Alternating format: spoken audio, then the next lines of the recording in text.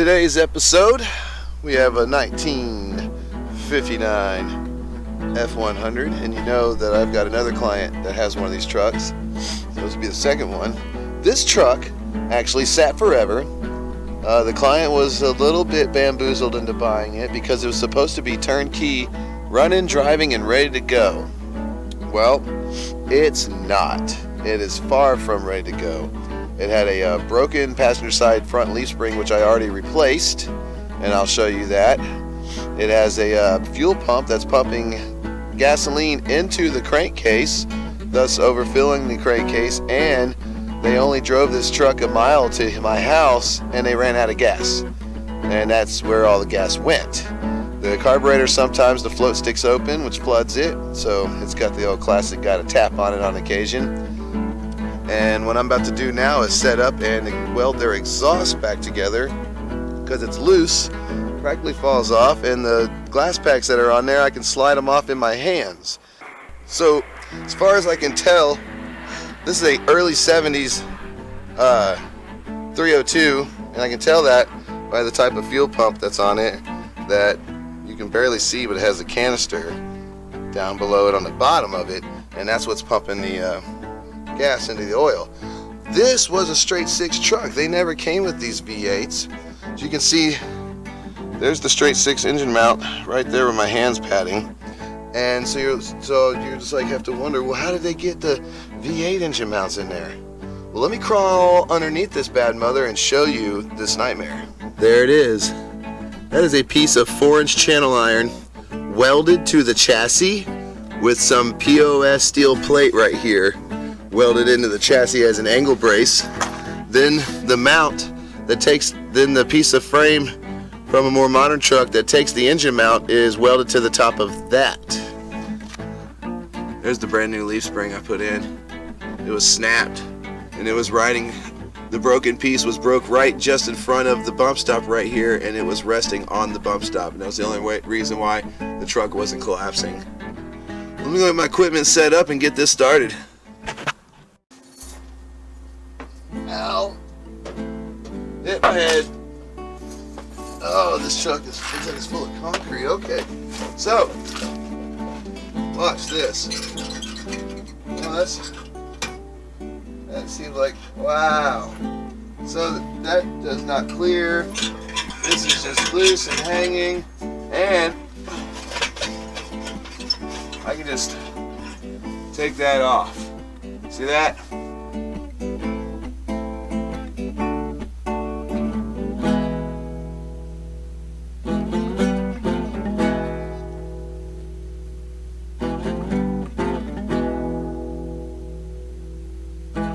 We're searching around the boneyard for tubing like this that we can use to make bends for this truck.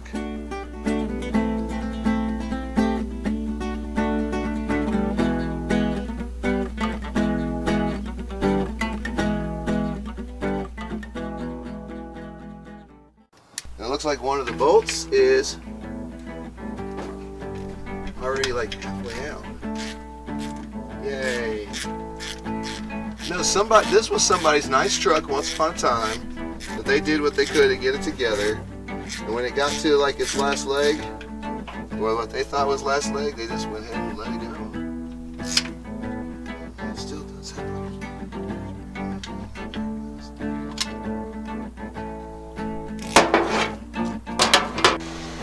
we'll turn this key and see if we can't spit some gas now. Got you hooked up. We should just see gas fire out the thing after a few turns. It's going to take a minute for it to get built up. Oh, wait. Hold on. Stay there, though. That's my bag. Go ahead, fire it up. Don't give it no gas. Just fire it.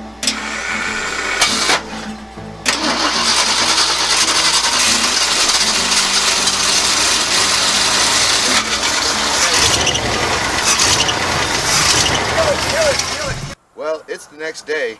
Things got a little bit jumbled up towards the end of things, trying to get stuff to work, forgetting to film, remembering to film.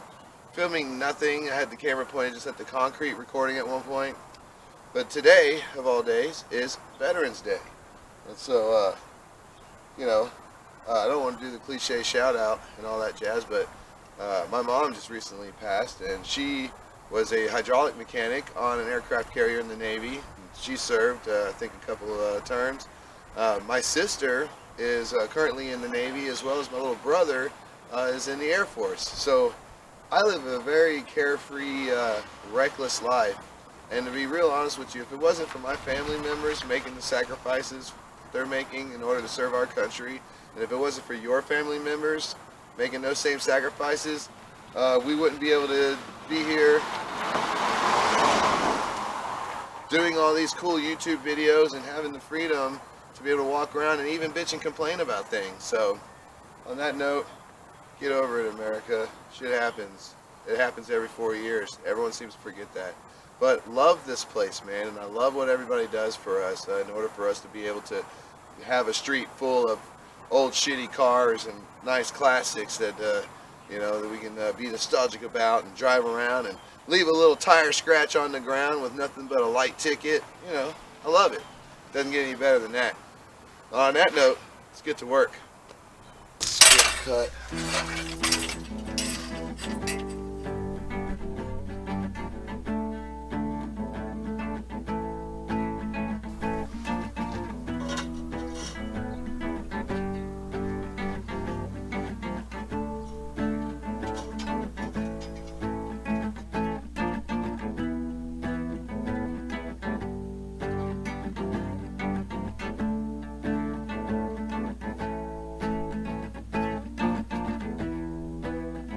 So we got this side of the Ghetto Fabulous exhaust done out of recycled crap to get it turned out. I'll put some silver paint on it for them so they don't look too Ghetto Fabulous. And we still have to go do the other side, and we have to do hangers over here too as well. The other side I got to start off with a donut gasket first, and then I've got to turn it out and we'll work on the hangers. Here's what's left of the donut gasket I just removed. So no wonder it wasn't doing nothing. Got a new one right here. I'm gonna go ahead and drop in down there real quick, install it so we can get finished and welding the rest of this. Alright guys, so this is Paulo and this is Clifton and this is their truck, and they are planning to drive this truck to Canada, which is why I've been doing all this extensive work in this video for it. Yes. And they brought me a present. Yes. So Clifton, obviously this is the truck on the shirt. What is the Red Inside project? So the Red Inside project is the latest art project by my brother Paulo here. He's from Brazil. And what it is he's fabricated 43 watermelons in concrete. Okay. As a part of his project. And what we're going to do is we're going to drive them from New Orleans to Canada and drop them off along the route of the Underground Railroad. Are they going to... What? Yeah. Wait, that's really cool, man. Yeah. Are they going to be painted? No. Yeah, maybe drawing and take a pictures. And, so you're basically going to follow the path of the Underground Railroad going to Canada. Yes. Planting your watermelons. Yes. That's really cool. In fact, if Cassandra was here, she'd be flipping out because she's all about this stuff. Yes. Seriously, man, that's really cool. And from what I understand, Paulo, you walked from Brazil to New York. Yeah. Yes. How many miles? Finished December 2010 and started and finished May 2012. Yeah. So you started in 2010 and then you finished in 2012. Yeah.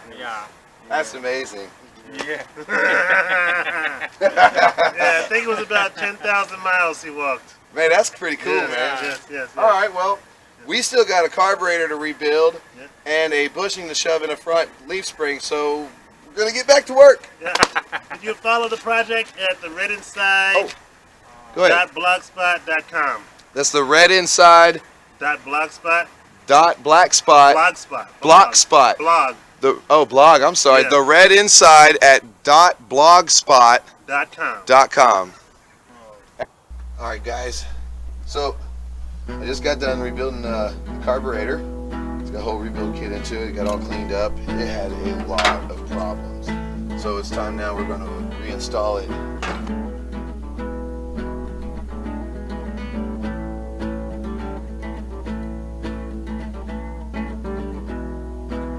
This is what I end up doing. You see the pipe comes down here, and I'm gonna brace the hanger off of the fender brace so keep the tip secure. Just put some silver paint on there to keep it simple, give it a clean look. But it just comes. There's the glass pack that was already there. It was clamped, and there was no hangers, and everything was loose.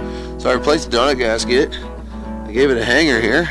Welded everything up solid. Brought it down to dump out here. So when you're staying back, you just see a little bit of that tip dump out right there. And then we go to the other side. Same thing over here on this side. The little tip just dumps out right there. All right, we're rolling. We're going to turn the key on this bad mother and see if we can get it fired up.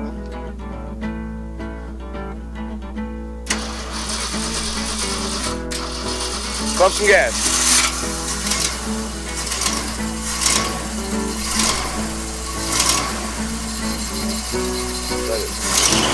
Yeah, just let it run. Let it idle. Come on out.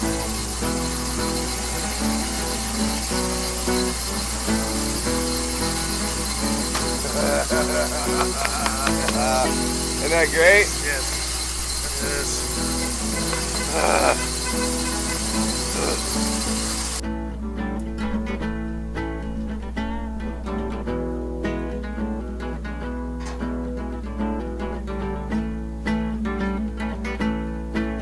It just keeps running out of gas.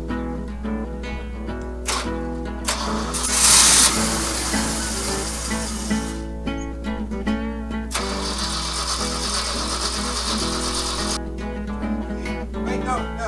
Whoa, okay. Yeah, turn the key. All right, so we're getting gas from the tank to the fuel pump, and now the fuel pump's not pumping. Do you see that piece in his hand? We just had this truck running, and I just got done rebuilding the carburetor, and it wanted to run so bad. And then this cheap ass AutoZone part, all right, you see this little piece that I'm pointing at? Watch this. This mechanical fuel pump physically just took a big literal shit on us. So we just finished up blowing through the carburetor again. The primaries ended up getting some loose dirt in there. So, and we had the hoses on the fuel pump backwards. Well, I had the hoses on the fuel pump backwards because we didn't know which was the inlet and outlet. It's not marked. It's a cheap fuel pump. So here we go.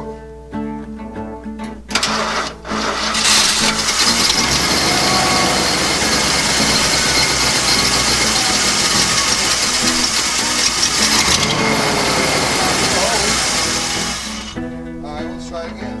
Come check out the sound it's got. It sounds so good back here. It sounds real good. Tell you what.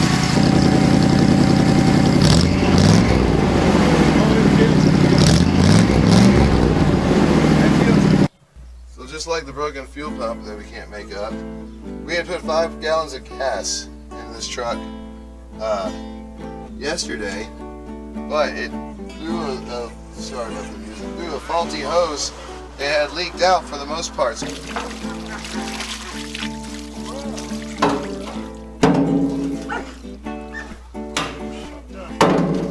There's some stuff, but which stuff is? That's the stuff.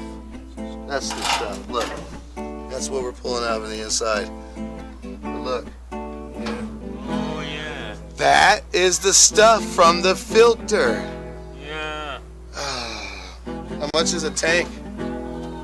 I know how much a tank for that is at Rock Auto. It's $100. I really think that you're gonna have to get a tank.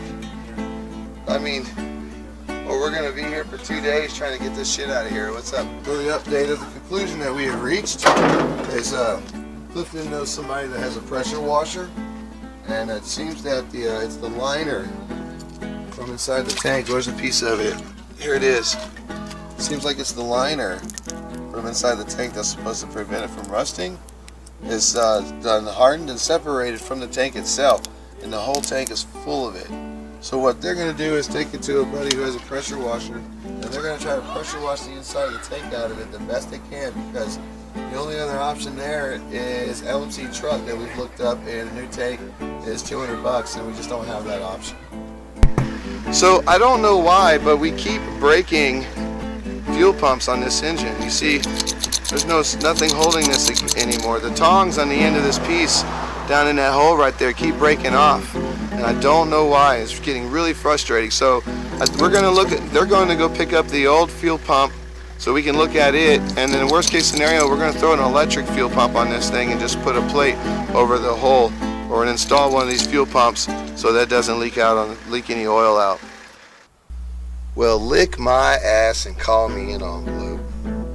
I'm sitting there getting confused this whole time while I can't find shit to match. And I found that we were using the wrong fuel pump because I didn't know what kind of motor this was. I looked up the fire and order before, and 289-302 came up, but I'm sitting there staring at it going, man, that is just too damn big.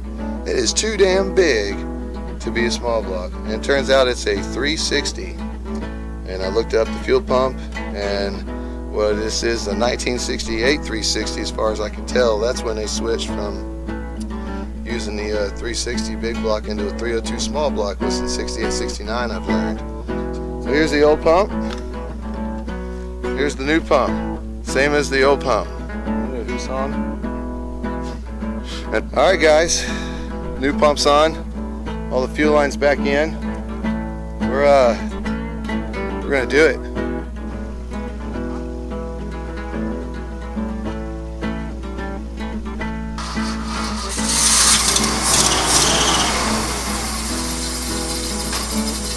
Stay running. Stay running.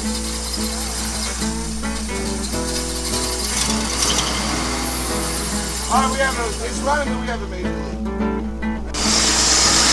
So I've checked the timing. It's on.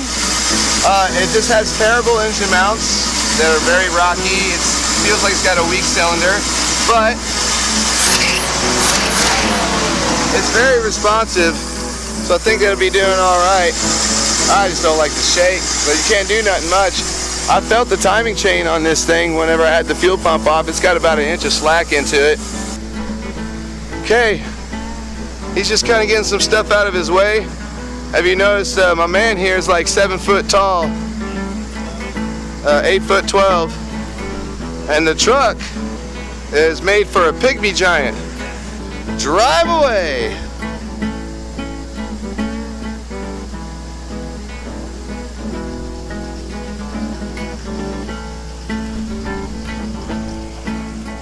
Oh, there he goes.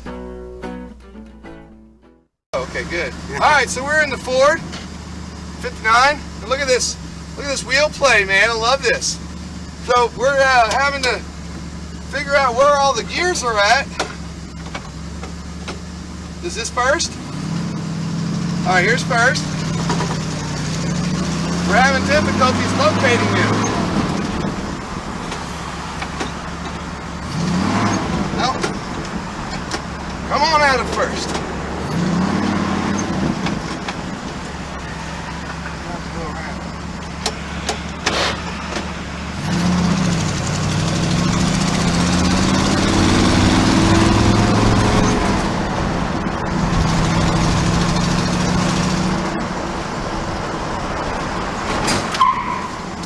One good break. Yeah. First. Okay. Seems like you almost have to reverse or bump reverse a little bit to get to come out a second. Sorry, man. No worries. The wheels very last second. Yeah. First.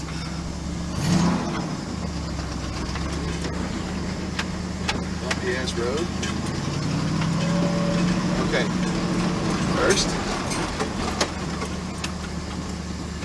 Real close to freaking reverse this second.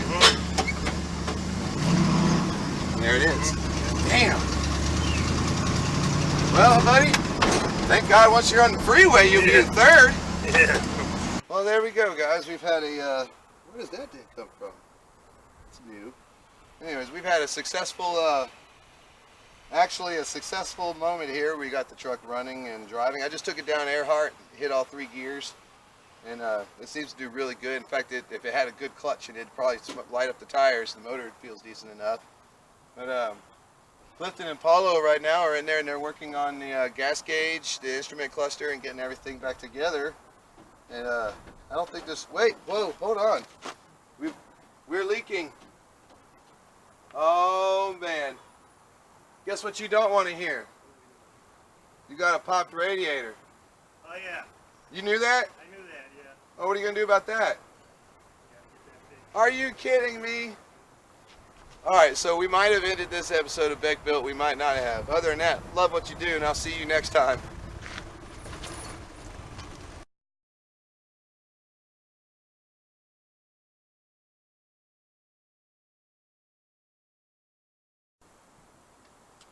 And you know, the world wouldn't be right if I didn't put a BeckBuilt sticker on it.